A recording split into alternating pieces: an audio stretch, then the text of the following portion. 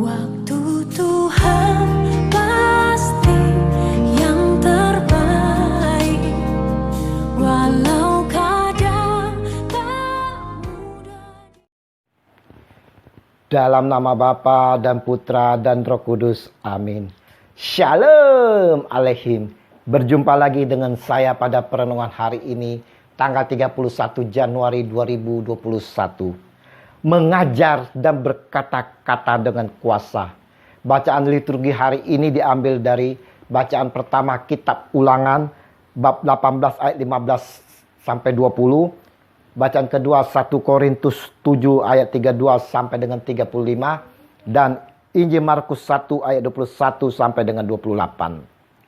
Saudara-saudaraku yang terkasih di dalam kasih Kristus, tak terduga oleh kita semua, ada seorang anak tukang kayu dari suatu desa bisa mempertahankan dan membesarkan NKRI ini. Hanya dengan satu kata, saudara, bekerja. Dia tunjukkan dengan nyata, bekerja dan bekerja sebagai semboyannya yang mampu menarik perhatian orang. Membuat banyak orang terkagum-kagum, bahkan dunia. Dialah Presiden kita Jokowi, saudara-saudara, yang bekerja dengan sangat nyata. Hasilnya membuat semua orang terkagum-kagum. Injil hari ini, saudara-saudara, Sang Master kita, yaitu Sang Maha Guru kita yang tak lain adalah Yesus Kristus, telah membuat banyak orang terkagum-kagum oleh pengajarannya. Mereka takjub mendengar pengajarannya sebab ia mengajar mereka sebagai orang yang berkuasa, tidak seperti ahli-ahli Taurat. Markus 1 ayat 22. Mengapa mereka takjub pada pengajarannya? Mereka menjadi takjub, saudara-saudara, karena ia mengajar mereka sebagai orang yang berkuasa, tidak seperti ahli-ahli Taurat. Seperti yang kita ketahui, ahli-ahli Taurat biasanya mengutip pandangan rabi-rabi tertentu pada saat mengajar. Misalnya, ada yang mengatakan bla bla bla bla. Demikianlah kata rabi bla bla bla bla. Ada firman yang mengatakan bla bla bla bla. Tetapi saudara-saudara, Tuhan Yesus kita mengajar dengan otoritasnya sendiri. Dia berkata, sesungguhnya aku berkata kepadamu. Ada firman yang mengatakan, tetapi aku berkata kepadamu.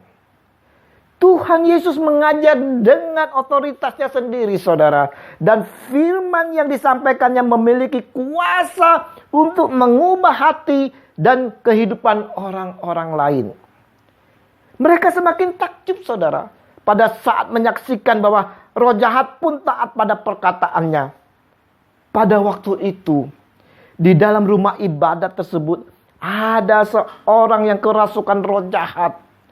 Atas kendali roh jahat yang ada di dalam orang itu berteriak, "Apa urusanmu dengan kami, hai Yesus orang Nazaret?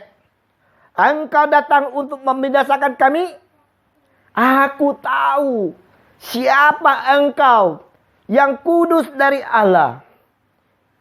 Tetapi Tuhan Yesus menghadapnya, katanya, "Diam! Keluar daripadanya." Roh jahat itu menggoncang-goncang orang itu dan sambil menjerit dengan suara yang nyaring ia keluar daripadanya. Markus 1 ayat 23 sampai dengan 26. Tuhan Yesus memperhatikan, Tuhan Yesus memperlihatkan kuasanya pada saat ia mengatakan kepada roh jahat itu, saudara, apa yang harus ia lakukan. Dan roh jahat itu pun taat kepadanya. Dari sini kita melihat, saudara-saudara, bagaimana roh jahat si iblis yang sangat mengenal siapa Yesus itu. Nah, bagaimana dengan kita, saudara? Apa bedanya dengan kita yang juga mengenal akan siapa Yesus itu? Roh jahat tersebut mengenal akan Yesus, saudara. Namun dia tidak pernah taat akan perkataan dan perintah Yesus. Dia selalu memberontak. Apakah kita taat dan mengikuti perintahnya? Tuhan Yesus yang dapat mengajar dan berkata-kata dengan kuasa telah memberikan kuasa itu kepada kita, kepada murid-muridnya. Ia berkata, "Kepadaku telah diberikan segala kuasa di sorga dan di bumi." Matius 28 ayat 18. Lalu saudara-saudara, ia memberikan perintah kepada murid-muridnya untuk yang pertama saudara, menjadikan segala bangsa muridnya. Matius 28 ayat 19. Yang kedua saudara, membaptis mereka. Matius 28 ayat 19b. Dan yang ketiga saudara, perintah yang diberikan oleh Tuhan Yesus kepada kita sebagai muridnya, mengajar mereka melakukan segala sesuatu yang telah diperintahkannya kepada mereka. Matius 28 ayat 20a. Kita tidak diberikannya bekerja sendiri saudara, tetapi ia menyertai mereka sampai kepada akhir zaman. Haleluya. Matius 28 ayat 20b. Maukah saudara-saudara kita menerima perintahnya ini dan melakukannya? Bagaimana kita dapat mengajar dan berkata-kata dengan kuasa? Ada 3 langkah untuk itu saudara yang harus kita ingat. Yaitu yang pertama, belajar kepadanya. Yaitu kepada Yesus. Yang kedua, beritakan Injilnya. Dan yang ketiga, mengajarkan firman-Nya. Melalui perenungan hari ini saudara-saudara, kita semua diajak oleh Yesus untuk dapat melakukan apa yang telah dilakukannya. Karena kita sendiri telah diperintahkan untuk mengajar, mewartakan Injil. Oleh karena itu saudara-saudara, untuk dapat mengajar dan berkata-kata dengan kuasa, janganlah kita lupa untuk BBM. Maksudnya belajar kepadanya, beritakan Injilnya, dan mengajarkan firman-Nya. Mari saudara-saudara, kita mau terima apa yang diperintahkan oleh Tuhan Yesus kepada kita. Yesus Tuhan, kami mau terima perintah-Mu ini.